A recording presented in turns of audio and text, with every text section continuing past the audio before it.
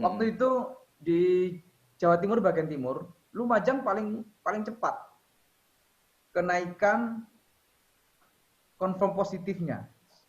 Nah, akhirnya kita diberi prioritas. Nah, sejak itu kita dapat melakukan pengendalian paling cepat dalam penanganan pencegahan COVID-19 dalam hal deteksi yang confirm positif. Nah, saat itu kesembuhan kita paling cepat karena kita bisa memastikan orang begitu di swab dan hasilnya sembuh, saat itu juga kita bisa memastikan bahwa orang ini sembuh. Tidak nunggu 2 minggu. Karena orang begitu nunggu 2 minggu sudah diisolasi mandiri macam-macam, ya problemnya banyak, tidak hanya satu hal. Nah, karena itu alat TCM ini yang saat itu menjadi prioritas kami pemerintah Kabupaten Lumajang melakukan langkah-langkah percepatan. Nah, apa yang terjadi? Kita menjadi daerah yang paling cepat masuk ke zona kuning.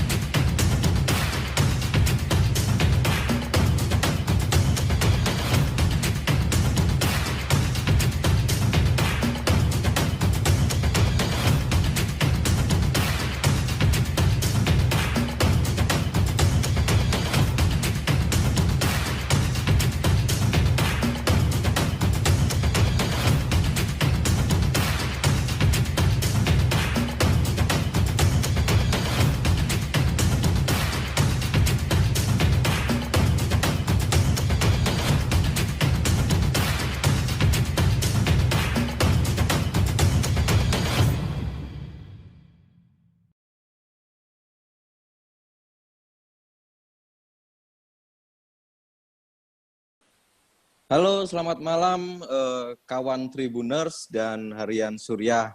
Kali ini saya sedang berada di Lumajang.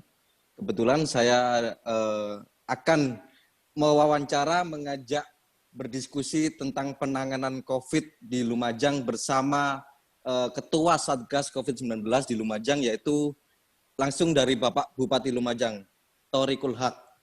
Monggo, Pak Bupati sudah bergabung dengan saya. Assalamualaikum warahmatullahi wabarakatuh. Waalaikumsalam. Semuanya. Ya, teman-teman semua, pendengar, pemirsa, penikmat Surya Online semua, jaga kesehatan ya. Ini semua sedang fokus untuk semua jaga kesehatan. Terima kasih Mas Tani. Ya, gimana? Siap. Sebelum kita bicara lebih jauh dulu ya Pak ya, soal penanganan COVID-19 di Lumajang. Waktu itu ketika Jawa Timur ada wabah virus corona, langkah apa Pak yang pertama dilakukan oleh Satgas COVID di Lumajang agar virus ini tidak menular ke masyarakat? Saya mau cerita awal-awal ya. Jadi monggo. hampir semua waktu itu awal-awal semua pemerintah daerah pada posisi memonitor untuk bagaimana penanganan supaya tidak ada penyebaran yang lebih signifikan lagi. Karena begini, awal-awal itu kita ini tidak punya pengalaman tentang bagaimana sih menangani corona. Jadi, karena ini virus yang juga kita tidak punya referensi apa-apa. Jadi begitu ada penanganan yang awal-awal memulainya merebaknya di Jakarta hingga kota-kota besar yang lain dan berangsur-angsur masuk ke beberapa kabupaten kota yang ada di daerah-daerah. Ingat waktu itu ada istilah yang namanya kita semua harus melakukan screening terhadap orang yang mau masuk ke daerah masing-masing. Nah, waktu itu juga masih kita ingat sampai ada istilah stay at home. Nah, orang diminta untuk stay at home di rumah atau ada di rumah masing-masing. Nah, sementara posisinya kita ini tidak tahu yang bagaimana penyebaran yang sesungguhnya. Karena awal-awal itu di beberapa kabupaten kota di daerah juga tidak pada posisi dominan sebagaimana penyebaran di kota-kota besar. Oke, begitu stay at home waktu itu ada beberapa langkah yang hampir semua daerah melakukan. Misalnya screening di perbatasan. Jadi orang mau masuk ke daerah ditanya dari mana, kemudian dicek suhunya, itu di tengah jalan. Nah, kemudian pada posisi antar kabupaten, antar daerah itu ya saling meraba-raba apa yang diputuskan selanjutnya. Sehingga waktu itu kita saling cari cara, antara lain beberapa langkah yang dilakukan oleh pemerintah daerah waktu itu, orang-orang yang ada di kafe-kafe, yang di tempat-tempat makan, kuliner, itu ya pilihannya ya dia makan tidak boleh lama-lama, kalau perlu dibungkus. Nah, begitu ke tempat warung, ke tempat jual nasi goreng, diminta untuk segera pulang, diminta untuk dibungkus dan makan di rumah. Nah, coba bayangin, itu tidak semudah yang pada posisi tiba-tiba orang mau dan berkenan untuk dengan pola hidup yang begitu. Sementara memang ada persoalan mendasar terkait dengan langkah-langkah. Kalau stay at home ini langkah pendampingan orang supaya betul-betul taat kepada stay at home, waktu itu best practice-nya belum ketemu. Seperti apa? Nah, begitu stay at home, ya problemnya semakin meluas, dampak ekonomi, dampak sosial. Nah, sekolah-sekolah tutup, ya, sampai sekarang masih tutup misalnya. Kegiatan-kegiatan tidak boleh, orang yang mau kegiatan pengajian rutin juga dibatasi. Dulu itu seingat saya awal-awal itu kota itu kayak sepi ya. Desa-desa sepi sekali. Nah, itu yang hampir semua kabupaten punya problem yang sama, dilema berkebijakan dalam awal-awal kita semua dalam penanganan COVID-19 ini. Saya ingat Pak, waktu tanggal 1 Oktober itu tepatnya, Lumajang itu kan memasuki zona merah ya Pak ya. Terus disusul ada klaster baru dari klaster keluarga kalau nggak salah ya, dengan rumah sakit. Namun tidak sampai sepekan zona itu bisa dirubah menjadi oranye. Iya Pak ya. Itu langkah apa sih Pak yang hingga secepat itu merubah status yang merah menjadi oranye? Sebenarnya ini ya, awal-awal itu Lumajang pada posisi kenaikannya cukup signifikan berbanding dengan kabupaten samping kiri kanan Kabupaten Lumajang. Waktu itu di Jawa Timur bagian timur, Lumajang paling cepat kenaikan konfirm positifnya. Nah, begitu waktu itu ada jumlah konfirm positif yang sangat signifikan, saya coba mencari ruang di mana apa sih yang harus kita lakukan sebagai sebuah kebijakan yang best practice itu bisa dilakukan. Nah, problem awal dulu itu adalah soal PCR. Jadi alat untuk deteksi swab itu tidak ada di kabupaten kota. Yang waktu itu hanya ada di Surabaya. Seingat saya di UNER sama laboratorium di Kementerian Kesehatan yang ada di Surabaya. Selain itu tidak ada. Bayangkan waktu itu kita mengoptimalkan supaya ada penanganan cepat, tapi faktanya memang tidak bisa cepat. Kalau orang dinyatakan konfirm positif waktu itu artinya 2 minggu sebelumnya dia sudah konfirm positif. Karena swab yang diberikan kepada laboratorium itu keluarnya 2 minggu. Orang dinyatakan positif atau negatif. Artinya kalau dia positif berarti 2 minggu yang lalu dia sudah positif. Pun demikian kalau sembuh. Kalau orang dinyatakan sembuh, confirm negatif, itu tidak serta-merta hari itu juga bisa dikonfirmasi dan dia sudah dinyatakan sembuh. Nggak bisa, karena menunggu 2 minggu. Karena hasil swabnya, begitu dikirim hari ini swabnya, 2 minggu berikutnya baru kita terima hasilnya. Apa yang saya lakukan? Saya kemudian mencoba untuk berkoordinasi dengan pemerintah pusat di Kementerian Kesehatan dan Penanggulangan Bencana Nasional. Kami harus punya alat swab yang cepat yang bisa deteksi. Sudah didatangkan itu, Pak? Saya sampaikan problemnya dulu. Ini adalah problem yang ada di Kabupaten Lumajang. Kita punya signifikansi jumlah confirm positif yang kita alami. Nah, kemudian ternyata ada yang disebut dengan TCM, tes cepat molekuler. Nah, TCM ini sebenarnya alat untuk mendeteksi TBC. Tetapi waktu itu bisa difungsikan dan juga bisa digunakan untuk deteksi swab, tinggal mengganti cartridge-nya. Alat ini dari Amerika. Dan semua rumah sakit waktu itu hampir semua ada. Nah, begitu saya dengar bahwa ini bisa digunakan untuk atau sebagai deteksi swab, saya kenapa nggak pakai ini saja?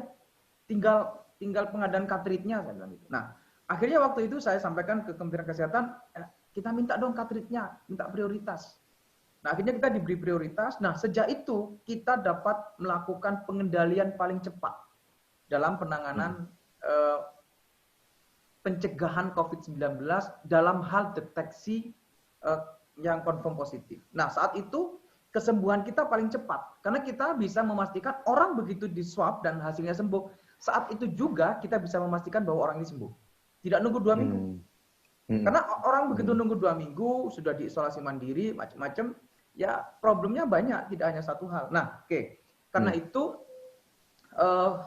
alat TCM ini yang saat itu menjadi prioritas kami, pemerintah Kabupaten Lumajang, melakukan langkah-langkah percepatan. Nah, apa yang terjadi? Kita menjadi daerah yang paling cepat masuk ke zona kuning dari zona merah. Hampir kita di zona hijau, tapi karena karena memang tidak dalam kondisi yang mudah untuk menjadi zona hijau, nah kita konsisten di zona. Nah, waktu itu juga problem yang hampir ada di kabupaten kota adalah waktu hari raya Idul Fitri, dan waktu itu kita semua melakukan langkah-langkah bagaimana caranya masyarakat tidak mudik. Kan begitu waktu itu kan? Nah, begitu ada kebijakan bagaimana sosialisasi, bagaimana langkah-langkah, bagaimana cara pencegahan untuk supaya orang tidak mudik. Waktu itu semua kabupaten kota punya inisiatif, termasuk Kabupaten Lumajang punya inisiatif untuk membuat tempat karantina. Begitu orang mudik, karantina 14 hari. Nah, karena waktu itu prosedurnya begitu, kita mengikuti langkah-langkah prosedur itu, apa yang terjadi? Tidak semudah yang dibayangkan, tiba-tiba begitu ada orang datang dari luar kota, mudik ke Lumajang, tiba-tiba mau dikarantina, tidak sekedar soal itu. Waktu itu saya berkebijakan yang mau dijadikan tempat karantina itu adalah SUT, Sekolah Unggulan Terpadu, yang ada SD, SMP, SMA, dan SMK. Satu tempat, satu kawasan. Itu dihitung sekitar ada 2.400 tempat tidur lah. Begitu rencana kita lakukan semacam mapping per kelas. Karena banyak kelas, ratusan kelas yang ada di situ.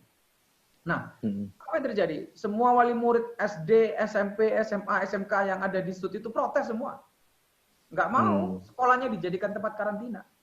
Sementara kami pemerintah waktu itu berpikir ini yang paling representatif.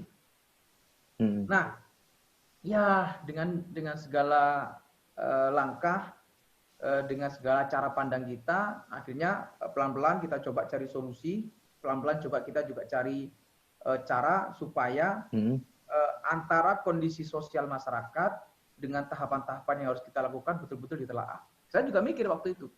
Nah, ini kalau dijadikan tempat karantina, kemudian yang ada atau yang datang dari berbagai luar kota di situ sampai numpuk ribuan orang, saya mikir ini bukan bisa jadi tidak malah menyelesaikan masalah, malah jadi problem. Bayangkan kita tidak tahu bagaimana orang ini terdeteksi positif atau tidak, sementara dijadikan satu, ya dia pasti beraneka ragam orang, ada yang anak-anak, balita, orang tua, misalnya orang yang mungkin bekerja di luar kota karena waktu itu tidak ada pekerjaan lagi di kota-kota, dia terpaksa harus pulang karena tidak bisa lagi, dengan istilah dia tidak bisa mudik misalnya, terpaksa harus mudik karena di sana nggak ada pekerjaan.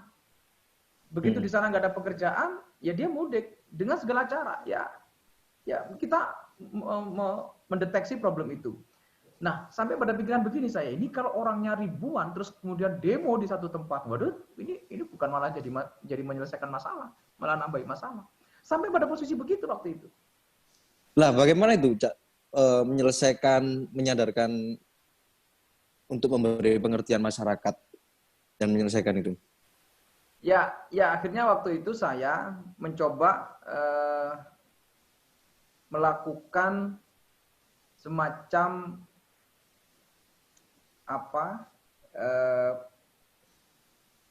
rapat yang saya perluas tidak hanya di jajaran Forkopimda untuk memastikan bahwa dalam posisi kita betul-betul untuk melakukan pencegahan sekaligus menjaga kondusivitas yang supaya betul-betul terjaga. Nah, banyak saran-saran yang disampaikan dalam rapat yang saya perluas itu. Nah, antara lain adalah kita harus membuat karantina mandiri tapi basisnya desa. Nah, karena kalau karantina terpadu, waktu itu berpikirnya ya detail banget, problem-problem yang harus dituntaskan, soal bagaimana konsumsinya, soal bagaimana dapur umumnya, kita juga pasti harus melakukan pemenuhan fasilitas untuk anak-anak misalnya. Nah, itu tidak mudah. Nah, akhirnya ya tadi itu keputusannya adalah ya yang paling tepat adalah isolasi mandiri yang ada di desa-desa tapi by control. By controlnya bagaimana? By controlnya adalah fasilitas itu diintervensi oleh pemerintah desa, disiapkan oleh pemerintah desa dengan melakukan pemahaman bahwa mereka harus isolasi mandiri ketika mereka datang dari luar kota. Tentu itu lebih murah, sekaligus kontrolnya lebih deteksional. Deteksional itu misalnya begini, kalau kami menjaga 2.000 orang, butuh berapa tenaga misalnya. Nah, kalau karantina itu ada di desa-desa, tentu ada Satgas Keamanan Desa, ada perangkat desa yang melakukan secara merata di semua tempat bagi masyarakat orang-orang yang datang dari luar kota. Nah, itu salah satu kami memberikan beberapa catatan penting untuk melakukan langkah-langkah terhadap penanganan COVID-19. Karena begini, kalau waktu itu tidak pada posisi kita betul-betul cari cara yang terbaik, memang berat. Ada masyarakat yang waktu itu di beberapa kabupaten kota ya protes dengan tempat atau adanya isolasi mandiri. Ya ada yang tambah stres, ada yang dia juga tidak pada posisi yang diharapkan, tidak ketemu keluarga. Nah, ini juga waktu itu kami berkepentingan untuk supaya kebijakan kami tidak sekedar soal pencegahan coronanya, tapi kondusivitas sosialnya. Selama sosialisasi itu berjalan ya, Cak ya. Sejauh ini Cak Torik memandang tingkat ketaatan masyarakat untuk menaati protokol kesehatan seperti apa, Cak? Iya, kalau soal ketaatan sih, saya kira kita pada posisi melakukan pemantauan yang terdeteksi pada wilayah-wilayah atau kawasan-kawasan yang itu banyak didatangi oleh orang. Misalnya pertukuan, pasar, Hmm. jalan raya. Nah, Hmm. tentu harapan kita semua menggunakan masker. Nah, Hmm.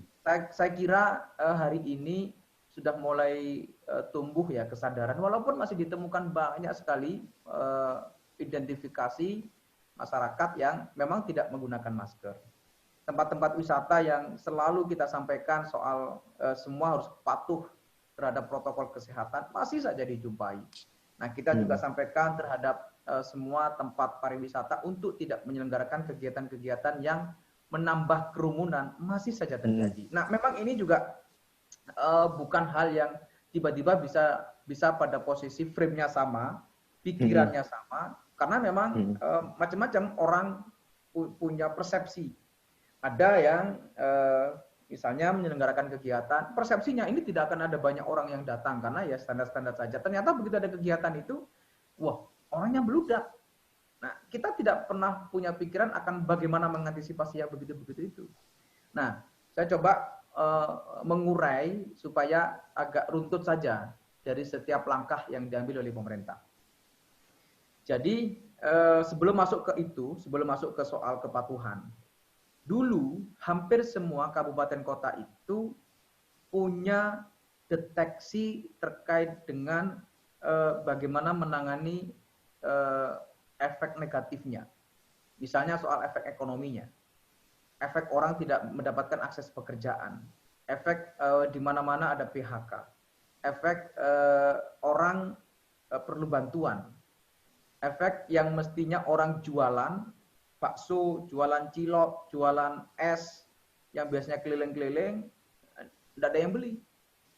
Dan ekonomi waktu itu sangat dirasakan stagnan sekali, tidak ada pergerakan, yang biasanya jualan di sekolah, juga libur sekolah, jadi dia tidak mendapatkan income. Sementara orang-orang yang secara ekonomi ini produktif, biasanya tidak serta-merta dia mendapatkan akses modal.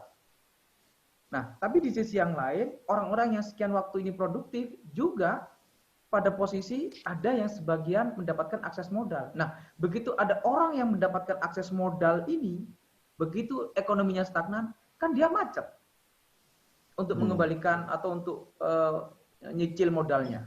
Oke, waktu itu tidak bisa, ini harus pada frame orang mendapatkan akses bantuan. Secara konfigurasi kebijakan waktu itu ada juga kebijakan dari pemerintah pusat. Dulu ada istilah BLT, ada istilah BST, gitu kan? Dari program Kementerian Sosial, ada dari program Kementerian Desa melalui pemerintah desa, melalui anggaran desa, ada juga perluasan data di TKS, data kesejahteraan sosial itu. Kemudian ada juga BLT yang diperluas, PKH yang diperluas. Nah, dengan berbagai macam kebijakan-kebijakan itu, kami semua pemerintah daerah, kalau tidak bisa meramu, ya akhirnya akan jadi problem. Tidak bisa meramu itu bagaimana? Begini, BLT dengan BST sama-sama by data. Sementara yang data itu adalah desa. Waktu itu BST data, BLT data, bantuan sosial tunai mendata dari Kementerian Sosial, BLT bantuan langsung tunai dari Kementerian Desa juga mendata. Bayangkan, ada banyak orang yang double data. Nah, begitu waktu itu ada sengkarut macam-macam, sementara kita juga sedang berpikir bagaimana menyelesaikan masalah. Saya kira teman-teman waktu itu ingat, ketika saya gontok-gontokan sama Bupati Boltim itu, salah satu problemnya adalah itu. Soal data yang memang tidak pada posisi berpihak kepada pemerintah daerah.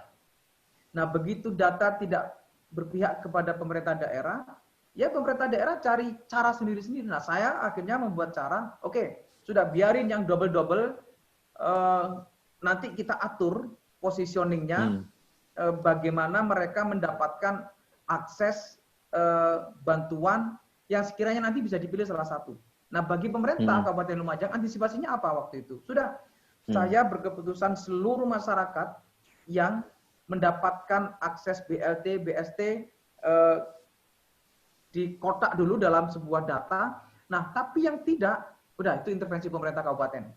Nah, saya dulu membuat kebijakan untuk program Ngeramut Tonggo. Program Ngeramut Tonggo ini atas evaluasi sekian waktu saya dengan teman-teman yang ada di Pemkab Kabupaten Lumajang, ada banyak orang mau membantu sesamanya. Karena misalnya tukang becak itu nggak ada orang naik becak seharian. Nah, akhirnya orang yang mampu bantu beras kepada tukang becak. Apa yang terjadi? Ada penumpukan bantuan. Satu orang tukang becak itu bisa dibantu oleh 5-7 orang. Sementara ada bantuan lain yang tidak terkoordinasi mau diberikan kepada siapa. Nah, akhirnya apa yang terjadi? Ada orang yang mendapatkan penumpukan bantuan, ada di sisi yang lain orang yang tidak mendapatkan akses bantuan.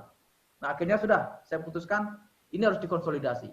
Buat program Ngeramut Tonggo, fokus beras, sekaligus disampaikan kepada publik, kepada masyarakat, ayo masyarakat yang mau bantu taruh di GOR. Apa yang bantuannya? Sudah fokus saja beras, tidak usah yang lain. Yang mau mie instan, yang mau macam-macam alat dapur, yang mau macam-macam sembako, macam-macam, sudah fokus saja semua, ayo bantu beras. Nah, akhirnya waktu itu kumpul ya hampir 100 ton beras yang terkumpul dari masyarakat.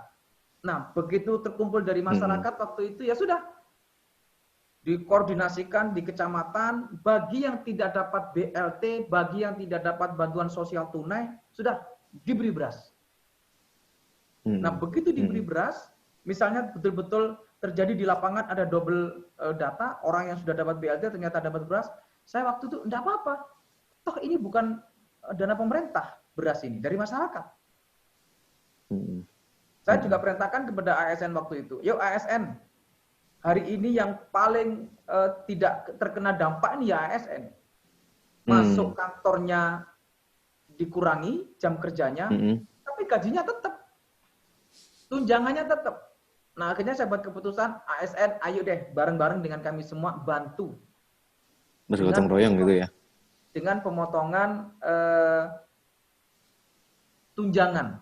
Jadi yang dipotong bukan gaji pokoknya, bukan, tapi tunjangannya. Tunjangannya itu gede, tunjangannya itu bisa ada yang sampai 1 juta tunjangannya. Kita minta 50.000 saja. Ada yang 100.000, ada yang 150.000. Tidak banyak, tidak separuhnya, enggak. Hanya 1%, hanya kadang 0,5% kalau itu 1 juta tunjangannya, yang diambil hanya 50.000 misalnya. Nah, apa yang terjadi waktu itu ada apa ya, semacam gairah kebersamaan begitu yang harus diantisipasi dan saya sampaikan ini harus dilakukan karena kalau ini tidak dilakukan orang bisa terjadi kesenjangan persepsi. Bisa-bisa orang mikir begini loh, enak PNS tidak terdampak, dia dapat gaji penuh. Kemudian corona ini malah kerjanya tidak penuh misalnya. Nah kan enak. Itu kan bahaya kalau ada kesenjangan pikiran ekonomi bagi masyarakat. Sementara yang lain terdampak semua. Nah, saya ajak mereka untuk bergabung pada posisi supaya ini betul-betul pada posisi ada kesepahaman antar masyarakat. Cak, bisa diceritakan Cak, waktu sampai saat ini pandemi melanda di Lumajang, sektor apa sih yang paling terdampak? Karena mengingat imbasnya ini kan sangat domino sekali ya. Iya, saya kira yang paling terdampak adalah ekonomi di bidang jasa ya. Hari ini ekonomi di bidang jasa itu sangat terasa. Hotel, pariwisata, terus kemudian event, kegiatan, orang-orang pelaku seni lokal misalnya, orang-orang yang mendapatkan income-nya atas jasanya. Misalnya catering itu terdampak. Ya pasti terdampak. Nah, tapi bahwa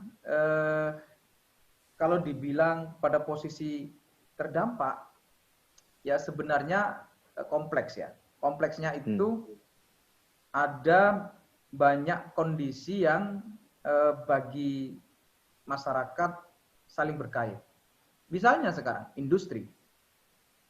di Lumajang ini ada 120 lebih pabrik kayu. Nah, begitu 120 lebih pabrik kayu itu kalau diakumulasi pekerjanya ada berapa puluh ribu orang yang bekerja di situ. Nah, sementara industri olahan kayu ini di Kabupaten Lumajang itu sebagian besar ekspor. Nah, begitu ekspor ini permintaannya turun, nah tentu berdampak kepada produksi.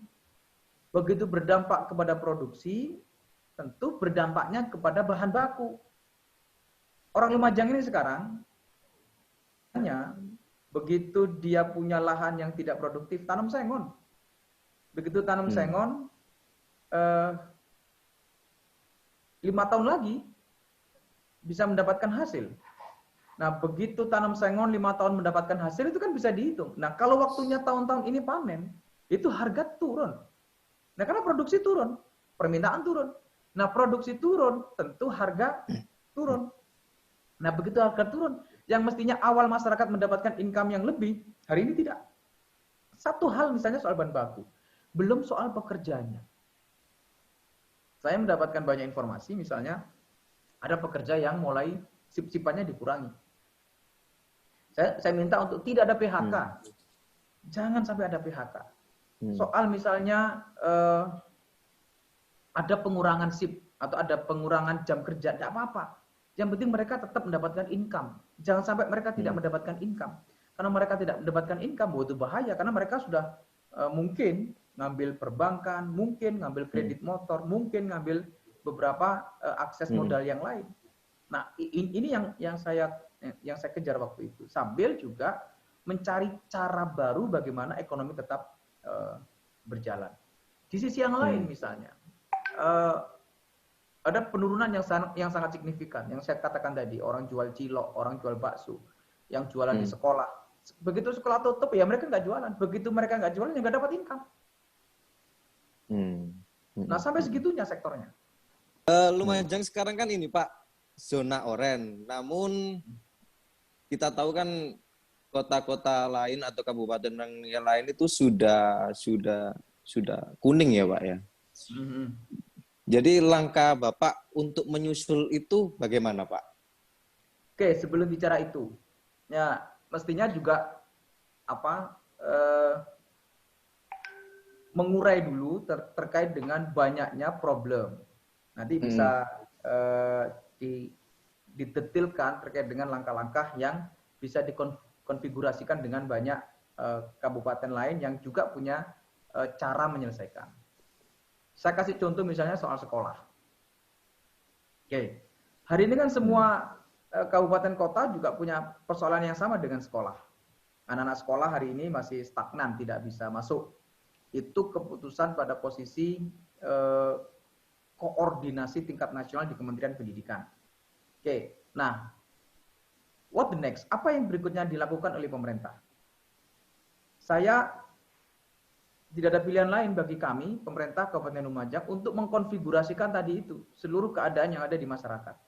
Kalau melakukan langkah-langkah memasukkan sekolah, pasti kami ini akan diprotesi oleh banyak pihak, karena itu sangat tidak familiar dalam berkeputusan. Nah, tetapi bahwa saya melihat ada banyak cara. Karena itu Lumajang punya cara pandang, kita membuat program guru sambang. Murid-murid yang ada di sekolah-sekolah tidak lagi belajar di sekolah, tapi per kelompok di sekitar sekolah, di rumah-rumah mereka, yang mereka biasanya sekolahnya itu tidak jauh dari rumah. Nah, per kelompok, per 10, gurunya datang. Gurunya mengajar, tapi mengajarnya di rumah-rumah. Tetap dengan menggunakan kepatuhan protokol kesehatan. Oke, kenapa ini saya lakukan? Jadi begini, ada pertanyaan mendasar. Kan sudah ada program dari pemerintah pusat terkait dengan program daring.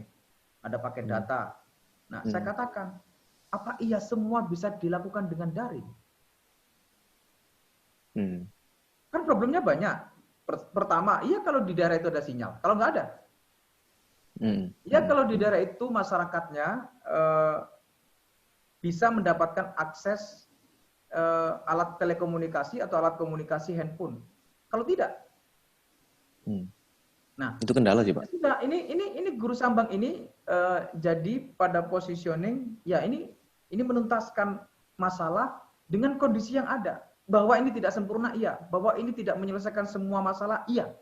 Tapi ini yang minimal paling bisa kita lakukan. Sampai pada posisi begini. Rata-rata anak yang sekolah itu tidak jauh dari sekolah. Itu prinsip dasar. Kecuali di beberapa kota, mungkin dari beberapa daerah. Dan kalau di kota saya kira tidak punya problem dengan mekanisme daring. Nah, kemudian yang kelas 1, yang kelas 2, yang masih harus memastikan bahwa cara bacanya benar, cara nulisnya benar, kemudian pemahaman terhadap kata per kata gitu kan. Kemudian mereka harus belajar membaca. Nah, ini tidak bisa dalam hanya sekedar menggunakan mekanisme daring. Ini harus ketemu dengan guru. Nah, karena bagaimana misalnya cara menulis, bagaimana cara merangkai kata misalnya, merangkai huruf-huruf menjadi kata, menjadi orang bisa baca, misalnya anak-anaknya kelas 1 yang di beberapa tempat masih harus melatih itu supaya lebih lancar. Nah, kan problem. Nah, sementara mengharapkan orang tua untuk mendampingi anak sekolah, hari ini udah banyak lah komplain dari masyarakat itu. Ya kan, oke, akhirnya ini yang kami lakukan. Sudah turunkan guru sambang, guru yang datang ke murid-murid untuk mereka tetap belajar. Nah, ke depan insya Allah ini juga akan ada perencanaan untuk program Sinau Bareng. Nah, Sinau Bareng ini mereka, masyarakat yang ada di sekitar sekolah bisa mulai datang ke sekolah-sekolah, ke kelas-kelas. Sinaunya di sekolah, gurunya datang supaya supaya secara sosial mereka merasakan bahwa dunia mereka yang di sekolah itu kembali tumbuh. Walaupun mungkin belum pakai seragam. Tapi ini mekanisme yang sedang kita atur sehingga mungkin ada waktu yang bergantian. Jadi ya karena begini, sekarang ini anak tetap kok keluar rumah bermain dia. Mana-mana dia. Nah, ya sudah. Oke deh, pakai program Sinau Bareng, tempatnya di sekolah. Kira-kira begitu. Kalau Gosam sendiri itu teknisnya gimana, Jak? Guru yang datang ke siswa atau bagaimana itu? Ya, guru yang datang ke rumah murid. Guru yang datang ke rumah murid. Ya, guru yang datang ke rumah murid. Jadi guru ini datang ke rumah murid untuk melihat langsung atau mengajar langsung murid-murid per kelompok yang antar tetangga mereka yang langsung diajar sebagaimana proses pembelajaran yang ada di sekolah. Kita sekian bulan waktu, berbulan-bulan konsisten di zona kuning. Nah, kemudian ada klaster baru. Yang waktu itu disebut klaster Jatiroto. Karena ada rumah sakit Jatiroto yang salah satu tenaga medisnya, karena prakteknya tidak hanya di satu kota atau tidak hanya di Kabupaten Lumajang, tapi juga di kabupaten yang lain, teridentifikasi confirm positif. Nah, akhirnya ada banyak tenaga medis di rumah sakit Jatiroto itu yang juga teridentifikasi confirm positif. Apa yang terjadi?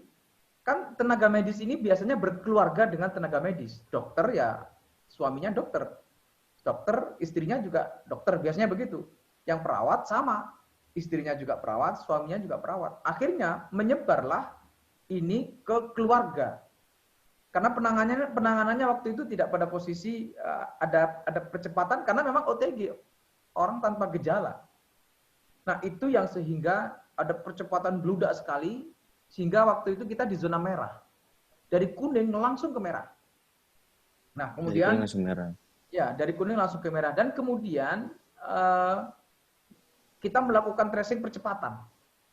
Kita berada di zona merah sekitar 6 hari waktu itu dan sekarang berangsur turun sekarang di zona oranye. Nah, berikutnya ini saat ini kita sedang berjuang keras untuk kembali ke zona kuning. Semoga dalam waktu dekat bisa zona kuning karena trennya sekarang kesembuhannya juga semakin meningkat.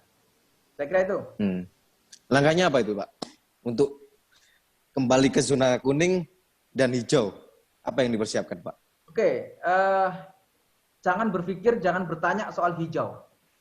Karena hijau itu artinya tidak ada kasus dan kembali normal sebagaimana tanpa ada pandemi COVID-19. Itu berat. Walaupun memang bisa dilakukan. Oke. Usaha kita hari ini kembali ke zona kuning. Sederhana yang dilakukan. Kita memaksimalkan potensi kesembuhan. Karena dengan memaksimalkan potensi kesembuhan itu akan ada persentase kesembuhan yang lebih tinggi. Kalau sekarang persentase kesembuhannya sekitar 70%, maka harapannya di atas 70%. Begitu di atas 70%, maka kita bisa kembali ke zona kuning. Nah,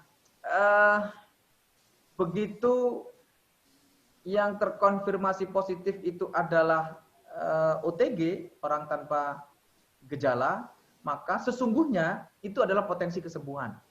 Karena hari ini ukurannya tidak lagi ada swab untuk orang-orang yang harus dilakukan swab ulang ketika terkonfirmasi confirm positif. Nah, begitu dinyatakan positif, nunggu saja waktu 10 hari, maka hari ke-11 dia begitu sehat, tanpa ada gejala medis, sudah bisa dinyatakan sembuh.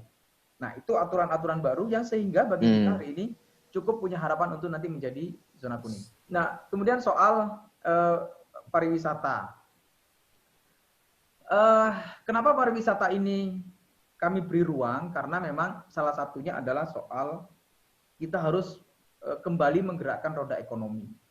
Dan salah satu potensi yang hari ini harus dikembalikan roda ekonominya adalah sektor pariwisata. Jangan berharap pariwisata itu soal kumpulnya orang, tapi di situ ada kulinernya. Di situ ada orang jualan souvenir. Di situ ada akses jasa yang itu menjadi akses ekonomi bagi orang yang pengelola wisata. Nah, multiplier efeknya banyak. Karena kalau semua stagnan ekonomi ini, tentu ya pemerintah harus mikir bantuan lagi lah. Kalau mikir bantuan terus, nah ini kan lama-lama nggak gerak ekonominya. Lama-lama ini kan nggak muter ekonominya. Nah ini diputer dulu, sisi di mana yang bisa diputer dulu ekonominya. Sambil kita melihat pasar bagaimana, kita melihat sektor pertanian bagaimana, kita melihat perdagangan antar kabupaten bagaimana. Nah ini sudah mulai pelan-pelan tumbuhlah ekonomi ini. Saya kira itu. Ya ini kan sebelumnya juga sudah ada klaster rumah sakit ya Cak ya.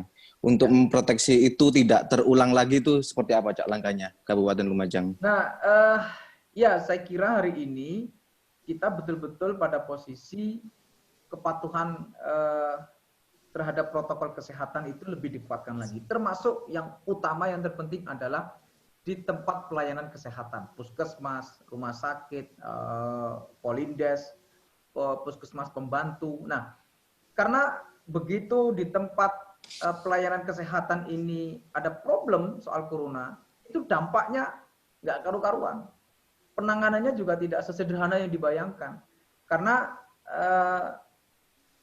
mereka langsung bersentuhan dengan problem kesehatan. Nah, ini yang hari ini kita kuatkan sambil kita sampaikan kepada masyarakat bahwa menggunakan masker itu bukan untuk dirinya, tapi untuk orang lain. Karena kalau pikirannya orang punya kekuatan imunitas, iya mungkin dia begitu terkena COVID-19, imunnya kuat, dia bisa menyelesaikan penanganan virus untuk dirinya sendiri. Tapi kalau mereka yang terkena COVID-19 ini sementara tidak terdeteksi, menular kepada yang punya penyakit, nah ini kan bahaya. Nah ini yang kami selesaikan sekarang. Pakai masker itu bukan untuk kita sendiri, tapi untuk orang lain juga. Nah, sambil ini begini, ini nanti akhirnya pada posisi yang kuat adalah siapa yang punya dominasi menjaga imun. Imunitas ini sangat penting. Nah, saya cek dari berbagai data.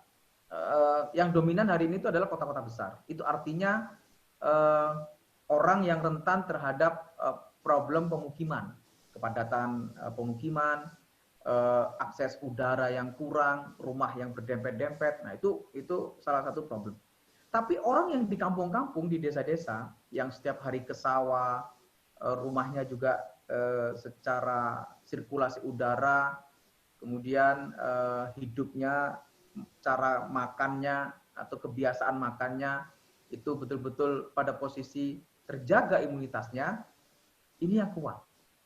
Jadi kalau ditanya, loh, kenapa orang gila tidak kena COVID-19? Nah, karena memang orang gila ini imunitasnya kuat. Dia jalan, kena matahari, makannya juga campur dengan apa makanan-makanan yang menurut mungkin kita tidak sehat, tapi menurut penjagaan imunitas ini justru lebih kuat. Mereka tidak mudah masuk angin, kehujanan, tidak masuk angin. Nah, kan beda dengan orang-orang kantoran seperti kita ini. Nah, itu yang penting hari ini adalah dominasi siapa yang lebih kuat terhadap imunitas tubuhnya, itu yang hari ini lebih dominan sehat atau terhindar dari COVID-19. Soal pertanyaan terakhir, Cak, kita kan media Surya kan memasuki usia ke-31 tahun ya, Cak ya. Sejauh mana sih Cak Torik mengenal Surya itu? Dan apa harapannya di usia yang sudah dewasa ini? Saya ini kenal Surya itu intens ya, sejak udah lama ya. Dulu almarhum Bapak itu juga langganan koran. Jadi salah satunya koran Surya yang mainstream memang di Jawa Timur. Saya pernah menjadi ketua lembaga pers mahasiswa, menjadi pimret, menjadi sekretaris redaksi, menjadi pimpinan umum tabloid kampus. Saya ini wartawan kampus lah dulu. Jadi kalau ada diklat jurnalistik itu narasumbernya ya senior dari Harian Surya waktu itu. Sangat bersahabat saya dengan Surya. Ya seperti keluarga lah. Saya juga sudah tidak terhitung ke kantor Harian Surya di Rungkut itu. Ya sering ke sana, ya sering main. Apalagi waktu itu saya di DPRD Jawa Timur, tentu saya berkebutuhan dengan komunikasi dengan media. Saya inten waktu itu juga sebagai sekretaris PKB Jawa Timur, ya inten karena bagi kami waktu itu kemitraan dengan media itu kebutuhan untuk kami menyampaikan ide, pikiran, program, kegiatan yang itu harus sampai kepada masyarakat. Dan Harian Surya luar biasa bersahabat dengan saya, intensitas komunikasi dengan saya. Ya sekali lagi, Surya bagi saya seperti keluarga. Harapannya, Cak, untuk Surya ke depan ya, di usia 31. Tantangan media hari ini tidak mudah karena sudah sangat dinamis. Media cetak juga memiliki tantangan yang luar biasa. Tentu frame atau cara bagaimana melakukan inovasi terhadap media yang harus dikelola itu tentu tidak serta-merta hari ini pada satu produk. Ya, cetak harus tetap ada karena itu menjadi bagian dari dokumentasi media. Tapi online, kemudian media sosial, media yang berbasis komunitas, yang hari ini memang itu menjadi cara pandang baru dalam pengelolaan media. Saya berharap Surya bisa mengkombinasikan semua tantangan ini. Hari ini banyak media online bahkan itu juga punya media sosial. Karena memang hari ini tidak bisa tidak, media itu pilihannya harus berjejaring. Nah, saya kira Surya adalah jaringan yang hari ini juga nyata, berjejaring dengan media-media nasional, ada grupnya, apalagi Tribun ini juga menjadi bagian dari Surya yang itu juga berjejaring dengan banyak media yang lain. Nah, saya kira itu juga menjadi akses untuk media Surya ini betul-betul pada positioningnya menghadirkan informasi yang penyampaiannya itu atau redaksional bahasa-bahasanya itu pada posisi nilai objektivitasnya atau pilihan kata-katanya pada posisi yang majemuk, yang hadir untuk masyarakat. Karena begini, sekarang ini kan ada banyak orang yang berlomba judul, berlomba judul, antara judul sama isinya kadang itu enggak nyambung. Nah, saya kira mainstream Surya bukan di situ. Mainstream Surya adalah informasi yang informatif. Nah, begitulah kira-kira. Siap. Oke. Cukup, Cak. Sepertinya, Cak. Perjumpaan kita virtual malam hari ini, saya kembalikan ke studio Surya. Terima kasih. Ya, terima kasih. Pemirsa semuanya, saya juga mengucapkan terima kasih. Surya luar biasa. Assalamualaikum warahmatullahi wabarakatuh.